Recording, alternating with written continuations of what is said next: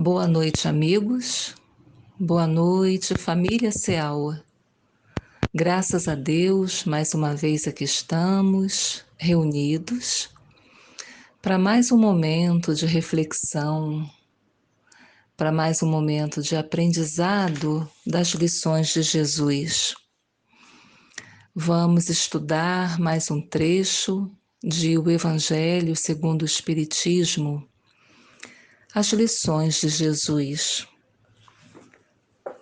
Antes de nós iniciarmos o nosso estudo propriamente dito, vamos fazer a nossa prece, pedindo a Jesus o amparo e a inspiração para esse momento tão importante, dadas as nossas necessidades. Vamos orar então. Senhor Jesus, amigo de todas as horas, aqui estamos iniciando mais um momento de estudo.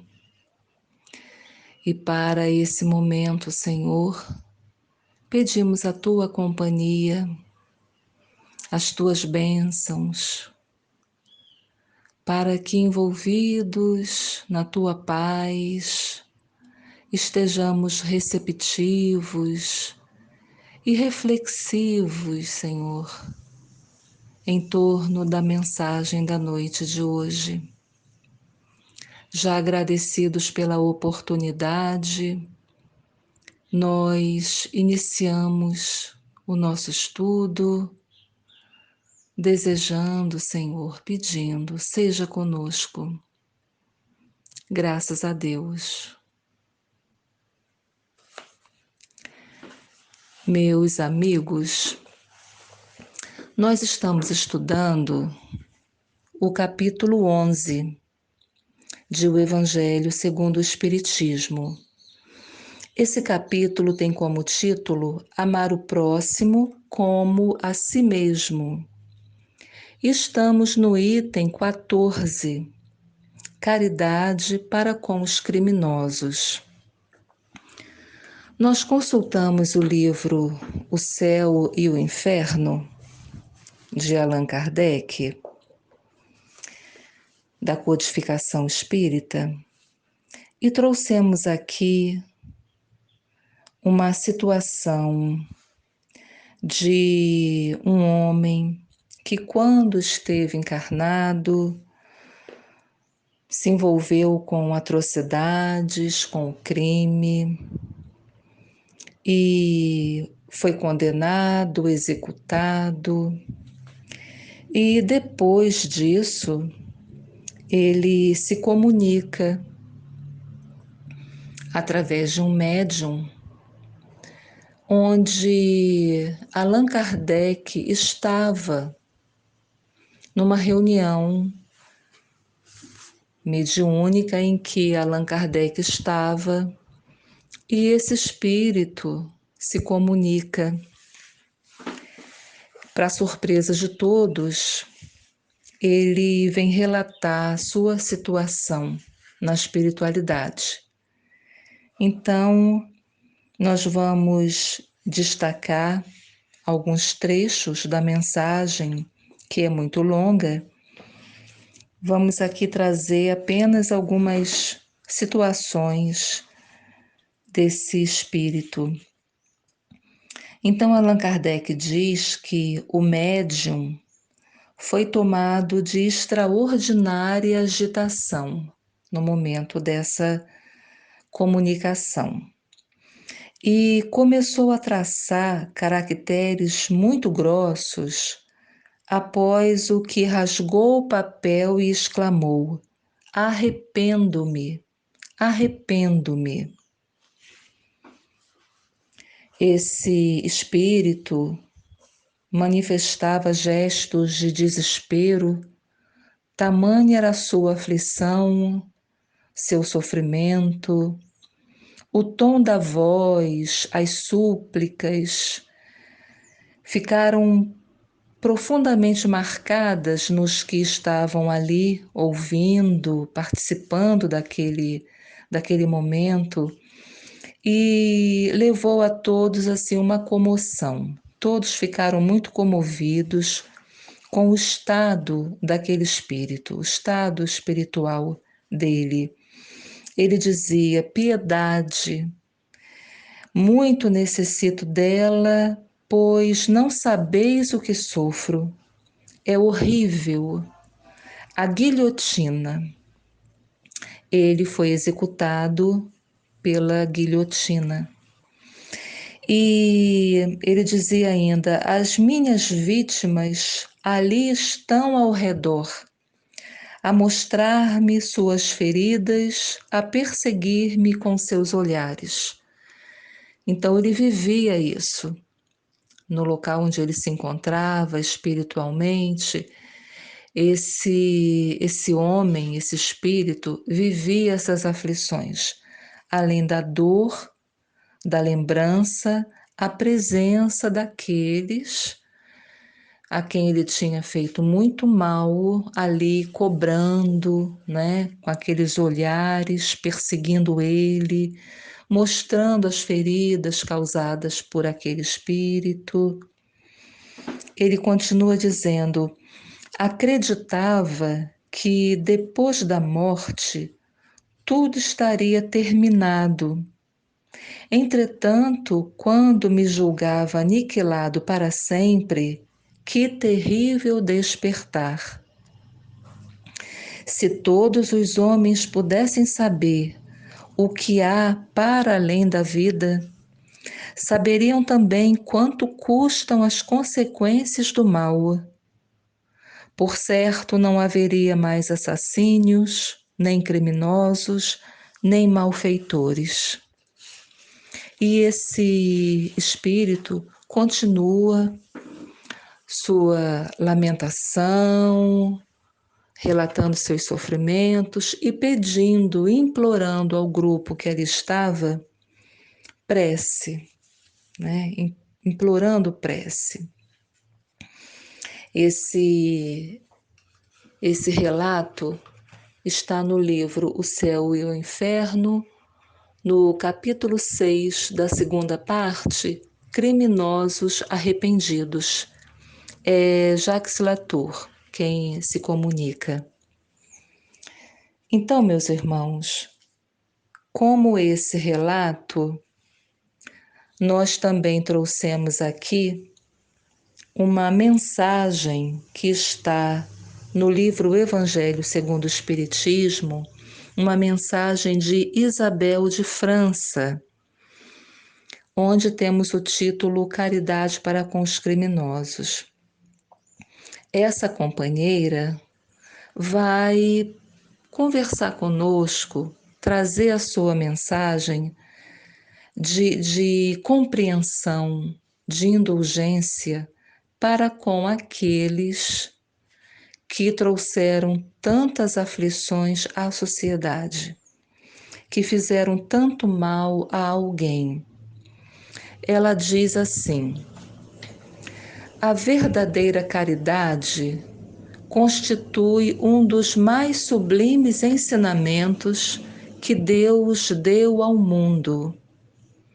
Completa fraternidade deve existir entre os verdadeiros seguidores da sua doutrina. Deveis amar os desgraçados, os criminosos, como criaturas que são de Deus, às quais o perdão e a misericórdia serão concedidos se arrependerem, como também a vós, pelas faltas que cometeis contra a sua lei. Considerai que sois mais repreensíveis, mais culpados do que aqueles a quem negardes perdão e comiseração, pois as mais das vezes eles não conhecem Deus como o conheceis, e muito menos lhes será pedido do que a vós. Não julgueis, ó, não julgueis absolutamente, meus caros amigos, porquanto o juízo que proferirdes ainda mais severamente vos será aplicado, e precisais de indulgência para os pecados em que sem cessar incorreis. Ignorais que há muitas ações que são crimes aos olhos de Deus de pureza, e que o mundo nem sequer como faltas leves considera? A verdadeira caridade não consiste apenas na esmola que dais, nem mesmo nas palavras de consolação que lhe aditeis. Não, não é apenas isso que Deus exige de vós. A caridade sublime que Jesus ensinou também consiste na benevolência de que useis sempre e em todas as coisas para com o vosso próximo. Podeis ainda exercitar essa virtude sublime com relação a seres para os quais nenhuma utilidade terão as vossas esmolas, mas que algumas palavras de consolo, de encorajamento, de amor, conduzirão ao Senhor Supremo. Estão próximos os tempos, repito, em que nesse planeta reinará a grande fraternidade, em que os homens obedecerão à lei do Cristo, lei que será freio e esperança, e conduzirá as almas às moradas ditosas. Amai-vos, pois, como filhos do mesmo Pai. Não estabeleçais diferenças entre os outros infelizes, porquanto quer Deus que todos sejam iguais. A ninguém desprezeis. Permite Deus que entre vós se achem grandes criminosos para que vos sirvam de ensinamento. Em breve, quando os homens se encontrarem submetidos às verdadeiras leis de Deus, já não haverá necessidade desses ensinos. Todos os espíritos impuros e revoltados serão relegados para mundos inferiores, de acordo com as suas inclinações. Deveis, àqueles de quem falo, o socorro das vossas preces. É a verdadeira caridade. Não vos cabe dizer de um criminoso, é um miserável, deve-se expurgar da sua presença à terra. Muito branda é para um ser de tal espécie a morte que lhe infligem. Não, não é assim que vos compete falar. Observai o vosso modelo, Jesus. Que diria ele se visse junto de si um desses desgraçados? Lamentá-lo-ia, considerá-lo-ia um doente bem digno de piedade, estender-lhe-ia a mão. Em realidade, não podeis fazer o mesmo, mas pelo menos podeis orar por ele, assistir-lhe o espírito durante o tempo que ainda haja de passar na terra. Pode ele ser tocado de arrependimento se orardes com fé. É tanto o vosso próximo como o melhor dos homens. Sua alma, transviada e revoltada, foi criada como a vossa, para se aperfeiçoar. Ajudai-o, pois, a sair do lameiro e orai por ele. Meus amigos, nós estamos estudando sobre o amor. No capítulo 11 de O Evangelho segundo o Espiritismo, Allan Kardec inicia com uma passagem de Jesus, anotada por Mateus, no capítulo 22, versículos 34 a 40. Quando um doutor da lei pergunta Jesus sobre qual é o maior mandamento da lei. Jesus respondeu: Amarás o Senhor teu Deus de todo o teu coração, de toda a tua alma e de todo o teu espírito. Este é o maior e o primeiro mandamento. E aqui tendes o segundo, semelhante a esse: amarás o teu próximo como a ti mesmo. Toda a lei e os profetas se acham contidos nesses dois mandamentos.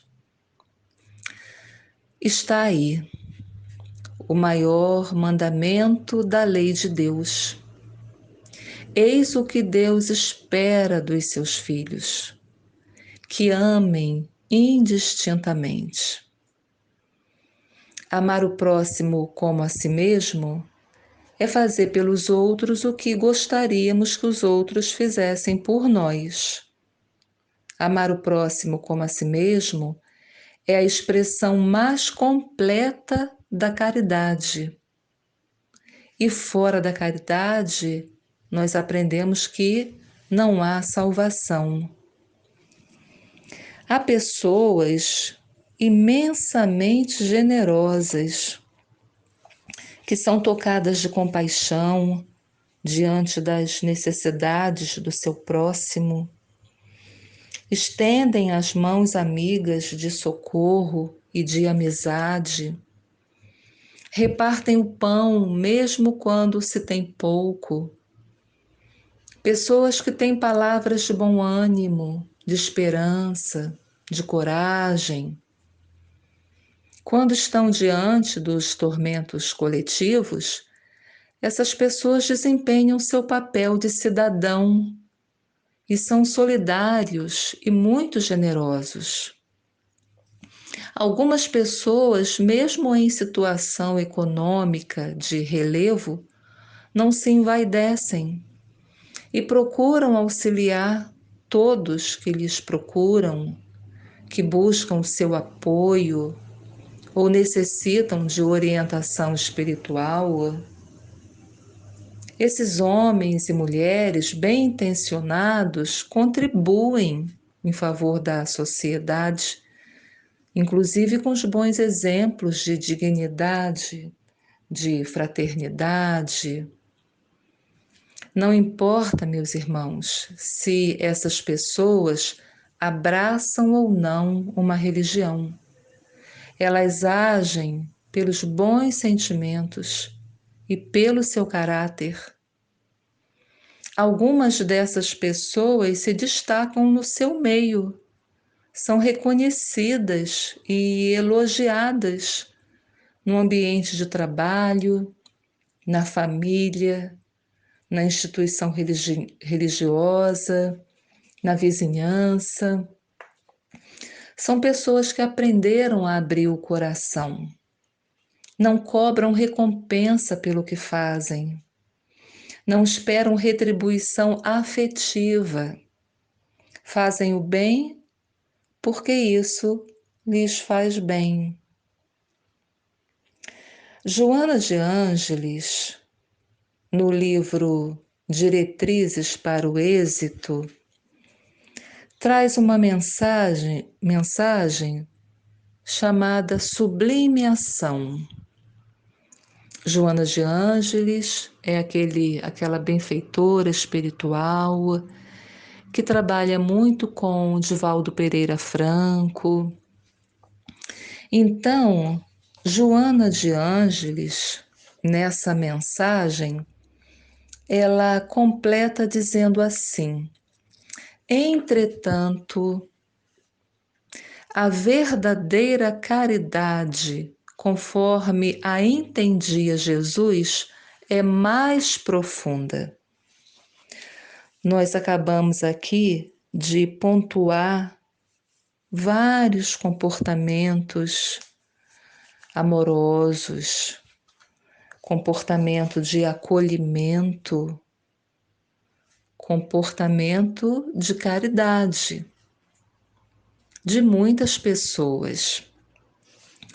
Mas Joana diz que a verdadeira caridade, conforme Jesus entendia, é mais profunda. No Livro dos Espíritos, na questão 886, Allan Kardec pergunta: qual o verdadeiro sentido da palavra caridade, tal como Jesus a entendia? E os benfeitores espirituais respondem: benevolência para com todos, indulgência para as imperfeições dos outros, perdão das ofensas. Aqui é uma definição, é um sentido para a caridade segundo Jesus. Não é como eu entendo a caridade. Nós estamos aqui estudando, observando a caridade num sentido mais profundo, a caridade verdadeira, sendo vista por Jesus, sendo ensinada e sentida por Jesus. Benevolência para com todos, indulgência para as imperfeições dos outros, perdão das ofensas. Então, meus amigos, nós entendemos que a verdadeira caridade se expressa mediante ações morais, relevantes e graves. Joana de Ângeles diz que, sem dúvida, a doação de alimentos, de roupas, de medicamentos, de dinheiro que saldam dívidas, essa doação é valiosa. Essa contribuição é valiosa para aquele que o recebe, evitando, com isso, sofrimentos e crimes. Toda e qualquer oferta doada em nome do bem a quem sofre é muito significativa. No entanto, a ação sublime, ou seja, a verdadeira caridade, é mais escassa. Por que Joana coloca assim? A ação sublime é mais escassa. Joana completa dizendo: porque se reveste de sacrifícios. Nós vimos no Livro dos Espíritos o sentido de caridade como Jesus entendia, né? Benevolência, indulgência e perdão. Joana de Ângeles comenta esse conceito de verdadeira caridade nesse livro Diretrizes para o Êxito, dizendo assim: a benevolência para com todos representa um sentimento de profundo amor pelo seu próximo, de compreensão pelos seus atos, por cuja manifestação identifica as suas necessidades evolutivas e não lhe cria embaraços na marcha. Meus amigos, entendemos aqui que quem é benevolente compreende o estado espiritual das pessoas, incluindo as que optaram pela violência, pela vingança, as que estão cegas pelo orgulho. É como se essas pessoas que se tornam uma ameaça para a sociedade tivessem perdido o endereço de Deus. A caridade, como Jesus a entendia, se expressa nessa benevolência, nessa compreensão, no não julgamento, o que não dispensa os recursos justos e humanos de reparação. A caridade, como Jesus entendia, também se expressa na indulgência. A indulgência, que seria tolerância para as faltas alheias, define o estágio moral avançado daquele que venceu as etapas de desequilíbrio e sombra, que lhe ensinaram a entender quão difícil é a libertação dos vícios morais e sentimentos vergonhosos que lhe estacionaram nos piores lugares da escala evolutiva. Ou seja, a pessoa que já vivenciou situação desastrosa, de queda moral, semelhante a que outro indivíduo está experienciando, sabe o quanto é difícil aquele momento, o quanto de insegurança e solidão aquele que está em erro vive e sofre. O quanto é complexa a superação daquele que está desequilibrado e na sombra. As experiências devem nos ajudar a agir com indulgência para com as faltas alheias. Por fim, Joana comenta o perdão das ofensas. Ela diz: o perdão das ofensas, por sua vez, é o auge das conquistas íntimas que identificam o ser em patamares de fraternidade, de humildade, onde o indivíduo se vê também necessitado de perdão das suas fraquezas e dos delitos cometidos. Mas como fica a caridade material, a que comumente fazemos, tendo em vista este entendimento de verdadeira caridade? Joana de Ângeles diz que os donativos materiais enfocam a caridade nas suas primeiras manifestações. Quer dizer, é aquela compreensão que trazemos do passado de que caridade é simplesmente doar coisas e desprovidas de atenção, de carinho, de cuidados. Embora as ofertas materiais sejam significativas para quem precisa desse socorro imediato, é necessário que aprimoremos esse ato de amor.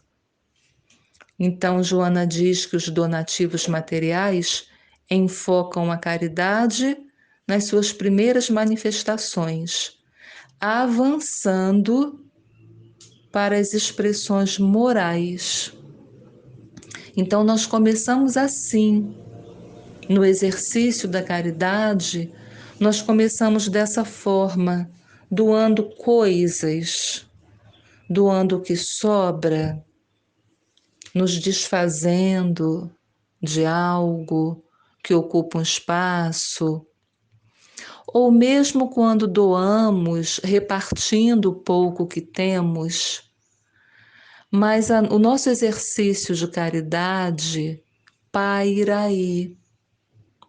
O que Joana aqui diz é que precisamos avançar para as expressões morais, que é a sublime ação, que é a verdadeira caridade. Ela fala quais a benevolência para com todos os corações perversos e carentes.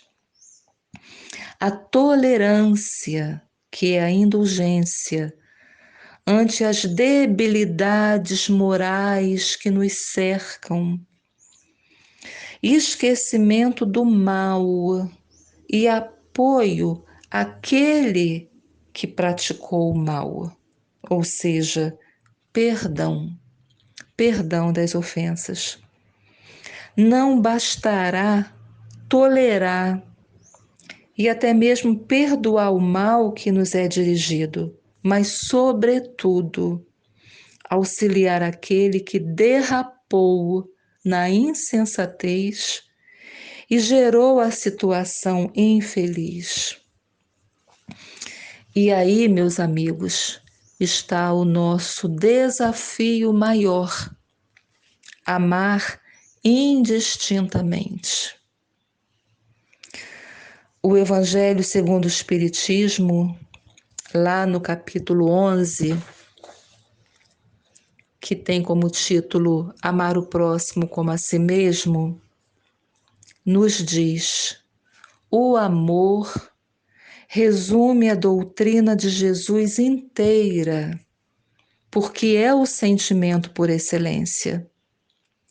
E para praticarmos a lei de amor, tal como Deus o entende, é preciso que cheguemos passo a passo a amar a todos os nossos irmãos indistintamente. Diz lá no Evangelho: não acrediteis na esterilidade e no endurecimento do coração humano. Ele cederá ao amor verdadeiro. O contato desse amor vivifica e fecunda os germes dessa virtude que está em vossos corações em estado latente. Deus depositou esse sentimento em cada espírito ao criá-lo. Todos vós, do primeiro ao último, tendes no fundo do coração a centelha desse fogo sagrado. A tarefa é longa e difícil, mas será realizada. Deus o quer. É preciso que amemos bastante para sermos amados, pois somos todos devedores da lei de Deus, uns mais, outros menos.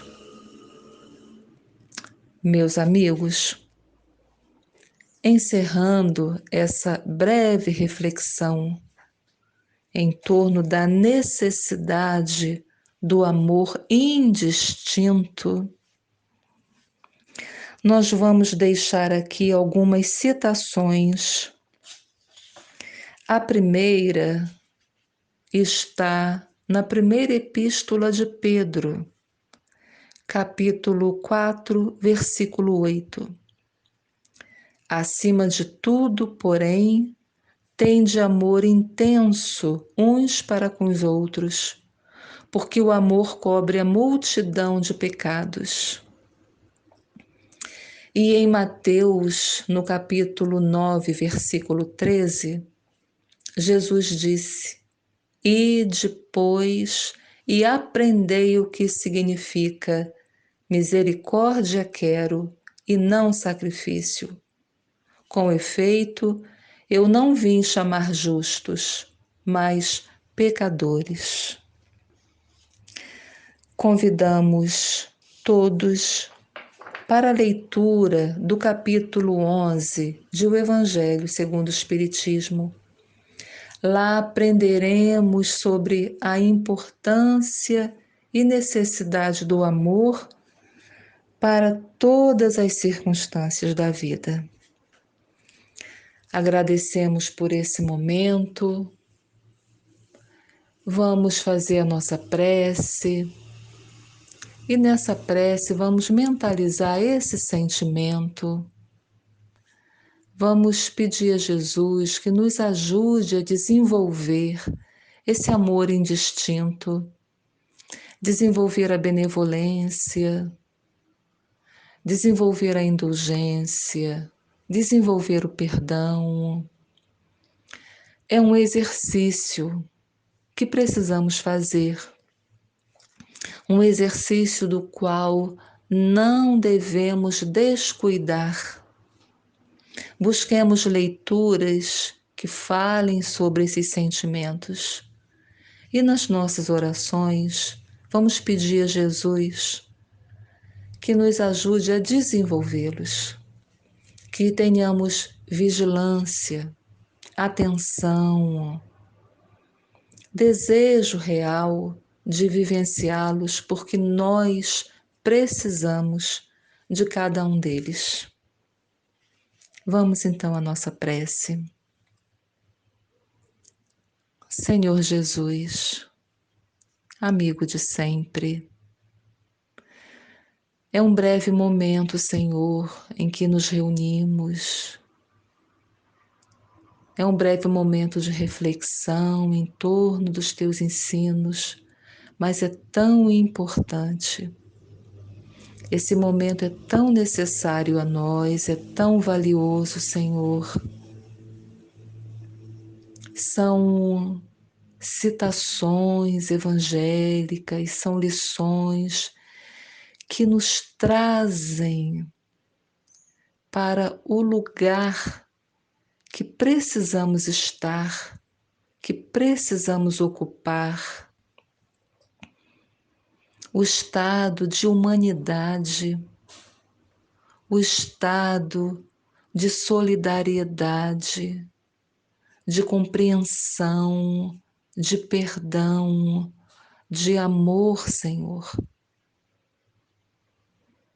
Como nos ensinou a lição, nós temos essa centelha e cabe a cada um de nós desenvolvê-la.